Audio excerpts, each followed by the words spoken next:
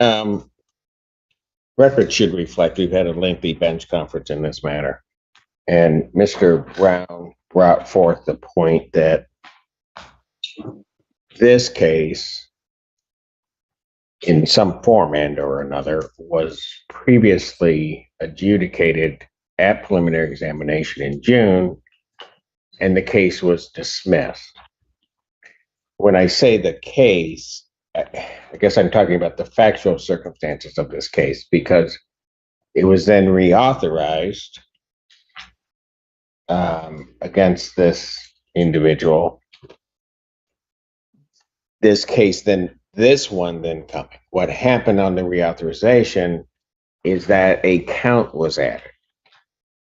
We had, I don't know how many attorneys up here trying to clarify what was added and the basis for it. As I'm to understand, so that the record is clear, the basis for the reauthorization was new evidence. That might be a basis to reauthorize a case if it were truly new evidence. Upon questioning by the court, the prosecutor that reauthorized it indicated that the new evidence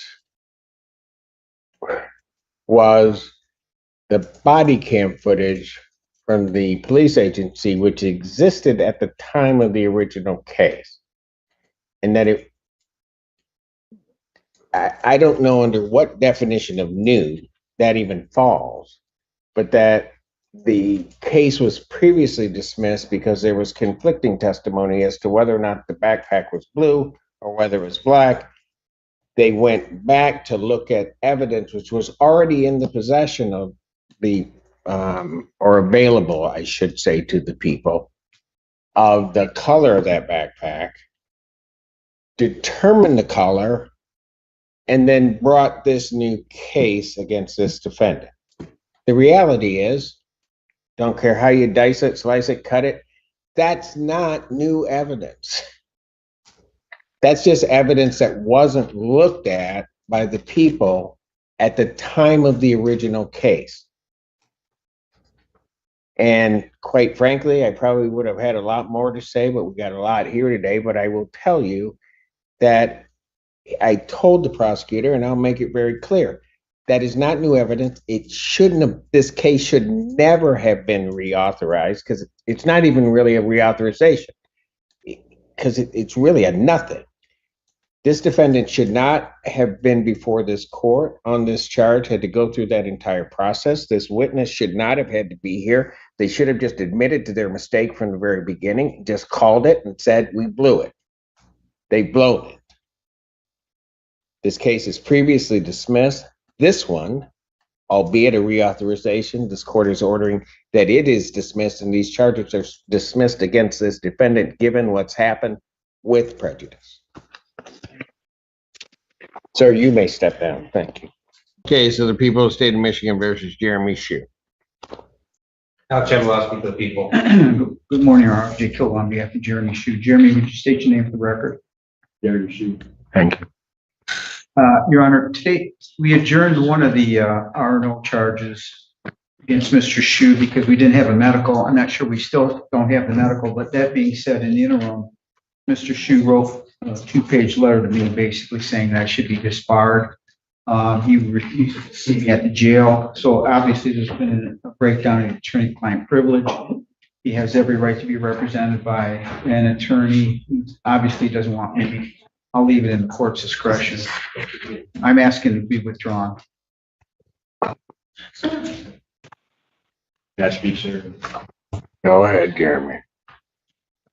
Your Honor, Mr. Killaw was substituted by Ms. Freshour due to two things. One, Mr. Killaw. What do you mean substituted by? Judge, there were 4 traffic offenses I was also pointed on with Judge Freshour. And in my conversations with Mr. Shue, I filed a motion for Judge Freshour to recuse himself, which apparently didn't sit well with Mr. Shue. Again, I'm sorry. No, I just had to get clear what you were telling me because I didn't know. I was trying to tell you, but Mr. Killaw cut in. Well, no, I asked him, Jeremy, to explain it to me. So what I was gonna tell Your Honor was Judge Freshour, substituted Mr. Kilowog for Mr. Elman, or Bob Elman. However, due to Mr. Kilowog not coming to see me, I still haven't got no medical records from the prosecutor, which that's a violation. Well, hold on, Jeremy. You're jumping ahead because what I understand is they don't have them. Yeah, it's not like, hold on. Got to quit being so suspicious, right? If the prosecutor had given them to Mr. Kilowog, there's not a doubt in my mind he would have gotten them to you because that's what we've been waiting. So you're jumping ahead. You're getting suspicious, like somebody's trying to withhold something or denying you your rights. If it's not there, that may work to your advantage. But well, now you understand. But you were about to go off on something. So yes, you were. Go ahead. Mr. Kilowog filed a motion without my knowledge or without my input to Judge Freshour that was perjured, saying that I filed legal action against Your Honor. Ms. Freshour didn't really care for that when I explained to her that Mr. Kilowog, I have documents. Well, hold on. You got to slow down because I'm not there, so you got to explain it to me. Okay, so Mr. Kilowog files a motion. What was it? A motion to recuse? Correct. And saying that you had filed something against Judge Freshour, like a grievance or something? No, it was legal action against Judge Freshour. As of yet, I haven't pursued the last domestic violence that was falsely charged as of today. There's also other great. Well, hold on, just hold it. So you're saying that Mr. Kilowog made some statement that was false in that motion? Okay. And the statement you're saying is what? That I filed legal action against Judge Freshour, which as of today I have not. Okay, but you were anticipating that you might do that. Yes, I am. Okay. Prosecution. Okay, all right, I got you. Okay, so let me just stop you there, and I know you got more to tell me. If Mr. Kilowog knew that you were contemplating it, then him making that statement would be a proper statement to make to the court. Okay. So again, I think you're jumping ahead saying he's filing something that perjures or whatever, but he would, and in fact would be protecting your right by doing that. Okay. All right. Go ahead with your next part of your conspiracy. Due to as of to date, we haven't had no discovery in either of these matters. As of to date, we haven't got the police report, or not the police report, but the camera. What the other Scott was there, we're entitled to have the camera. And Jeremy, you're going to start quoting law to me now. I'm sorry, sir. I'm Jeremy, how long have we been dealing with each other? long time, sir. Yeah. You think I know the law? Yes, I. Okay, but go ahead. I'll let you talk. The other thing is, in the domestic violence allegation that was falsely charged and rightfully dismissed, it was prosecutor Jessica Blanche made a comment stating that I would not be charged with these R&Os had I completed a treatment program in that domestic violence case. The domestic violence was ultimately dismissed. The probation violations was ultimately dismissed. So that threat for a vindictive prosecution raises another issue, which we need to transfer from that domestic to show that it's a plan. If Mr. Kilowog would have bothered me. Well, but hold it, Jeremy. I understand I'm getting ahead. Yeah, you are. So you're saying that the prosecutor made a statement that if you completed some type of batter's intervention or domestic violence program. It was a dual diagnosis program in Saginaw, which due to my Yeah. wheelchair and all that stuff, I wasn't allowed to attend that program.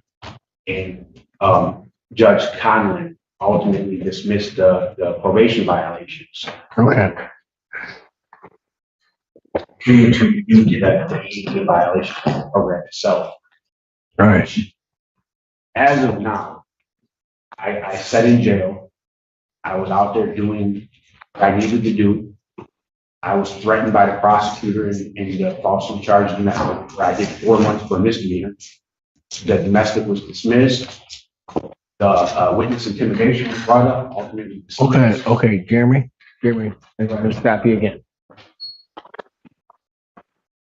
All of that may have happened.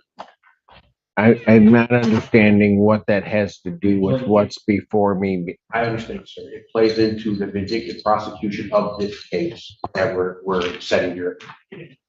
And now, in the police report, they state that there was medical records.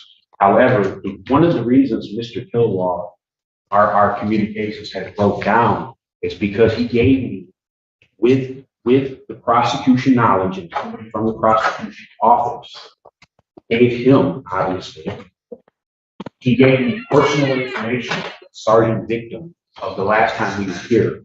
When I brought it up to Mr. Kilwall, that he gave me the address, the phone number, social security number, the driver's license number, and everything. He told me to hang on to it. He basically blew me off. Judge, I got to stop right here. There's no way I told this gentleman to hang on to that stuff, okay? And I've been listening to him patiently. I tried to see him a couple times.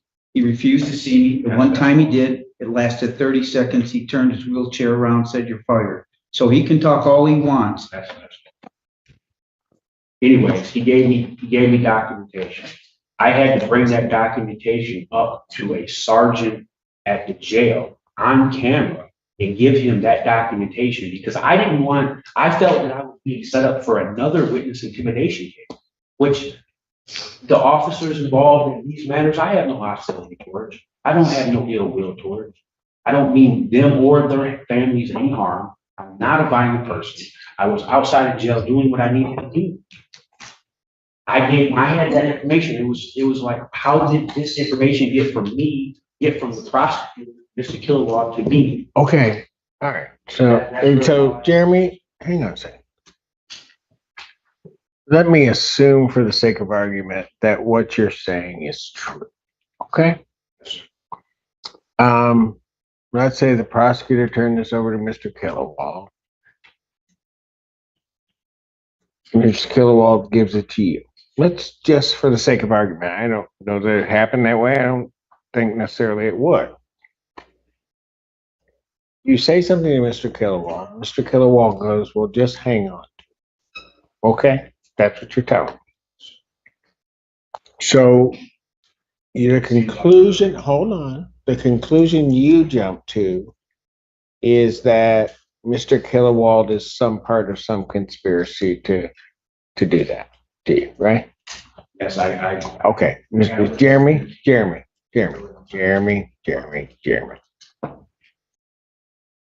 I'm going to tell you you're wrong. Absolutely wrong. I've known Mr. Kilowald 25, 30 years. He's a good attorney. He's a great attorney if you just listen to him. All right? There is no way ever that he would ever do something, the prosecutor, let alone anybody else, that is going to forsake his client. It would never happen. And that's why Jeremy, I'm telling you, the conclusion that you're coming to is the wrong conclusion. Because with that man, that will never happen. I understand but from the actions that I'm. Hold on, Jeremy, but you're jumping to a lot of conclusions about a lot of stuff. All right? And I'm just telling you, and Jeremy, as long as we've been dealing with each other, I tell it to you straight. If I thought Mr. Kilowog might do something like that, I'd say, okay, well, whatever. But I'm telling you, he'd never do that.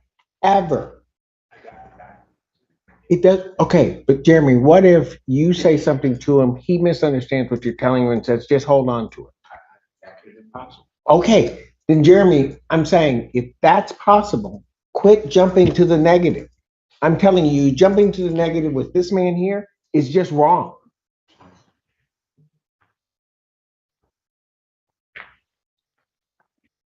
So Jeremy, what do you want me to do? Because my understanding is we were waiting on medical on this case.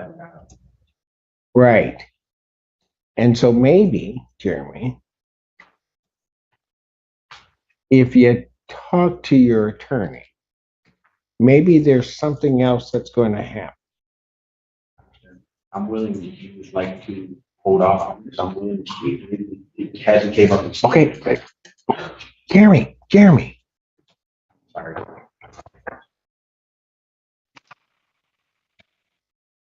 Jeremy, maybe he hasn't come to see you because you don't act right. Jeremy, don't even try with me because sometimes, even though you're on my docket, I don't want to see you. Okay? So now, Jeremy, I'll ask you this. Do you want me to hold the motion that Mr. Kilowald has raised in abeyance, send you back, give you an opportunity to talk with him, and talk with him? Yes, sir, I will do that. Okay. Jeremy, when I say talk to him, what do you think I mean by that? Listen, no talk. Wow. Well, you actually learned something today. All right? Try to learn. If you and if you don't understand something, don't jump to the negative like you did with everything you just told me here. Just if you don't understand something, ask the man. Just Don't jump to that. okay. And you don't listen to that either, do you? No, you don't. Don't even. You started trying to talk, and you know what the answer to that is. You don't listen. So here's what I'm going to do. I'm going to pass this matter. They're going to take you back. They're going to get you out. I'm going to hold Mr. Kilowald's motion in abeyance. You're going to talk to Mr. Kilowald. Jeremy, you're going to talk to Mr. Kilowald. You're going to listen to him. Jeremy, if I believe this man would ever lead you astray, I'd get you a new attorney. He's not going to lead you astray. He's going to give you the best advice that he can, and he will fight for you. Got it? Yes, sir. All right, we'll call you back up in a bit. Court recalls the case, people of the state of Michigan versus Jeremy Shue. For people. Good morning, I'm Rob Jacob on behalf of Mr. Shue. Jeremy, would you state your name? Judge, Mr. Shue, he and I have had a nice conversation. We're shocked. Well, he's promised to let me see him at the jail. There's been an offer made on partial offer made. We have to confirm if there's going to be a second or a complete offer made. That all being said, can we adjourn this till the 17th? That good with you? Yeah, yes, sir. I'm playing. You keep playing with me. I'm playing with you. What do you mean I'm playing with you? No, I understand. I'm being sarcastic. Okay. That's great. And he's going to let me see him at the jail, and we're going to talk about it, and hopefully we'll have this matter resolved when we come on the 17th. Yes, sir. It's amazing when you just take time and talk with somebody. I tell you, he's not going to let you down. Don't promise too much, Judge. No, you ain't going to let him down. I know if something bad happens, it's not because he didn't try. His name ain't Brian Lennon or Jeffrey Pfeiffer. Well, and maybe that's good. Okay, so 17th, in person. okay. Jeremy, we'll see you then. All right, take care. Your wisdom is correct, at least for today. Excuse me? Thank you very much. My wisdom is long lasting. I hope so. I may be calling you from the jail. All right, thank you. Take care, Mr. Kilowald. This courtroom session begins with a major legal twist as the judge addresses a previously dismissed case that was brought back to court under the claim of new evidence. However, The situation quickly unravels when it's revealed that the so-called new evidence, police body cam footage, was actually available during the original case, but simply wasn't reviewed at the time. Clearly frustrated, the judge strongly criticizes the prosecution, stating that this does not qualify as new evidence at all. He emphasizes that the case should never have been reauthorized and that the defendant should not have had to go through the legal process again. Calling it a serious mistake, the judge ultimately dismisses the case with prejudice, meaning it cannot be filed again, bringing a decisive end to that matter. The hearing then shifts to another case involving a defendant named Jeremy, where tensions rise due to a breakdown in communication between him and his attorney. Jeremy accuses his lawyer of misconduct and even suggests a conspiracy involving the prosecutor. The judge, however, firmly shuts down these claims, defending the attorney's integrity and urging Jeremy to stop jumping to conclusions without proper understanding. As Jeremy continues to express confusion and frustration, the judge takes control of the situation, advising him to communicate clearly and trust his legal counsel. He stresses the importance of listening rather than making assumptions. Eventually, the judge pauses the proceedings to allow Jeremy and his attorney time to properly discuss the case. By the end, after a private conversation, tensions ease slightly as both sides agree to move forward more cooperatively. The case is adjourned to a later date, with hopes of resolving the matter through better communication. Overall, this courtroom moment highlights two key lessons: the importance of properly handling evidence in legal proceedings and how miscommunication and assumptions can complicate a case even further.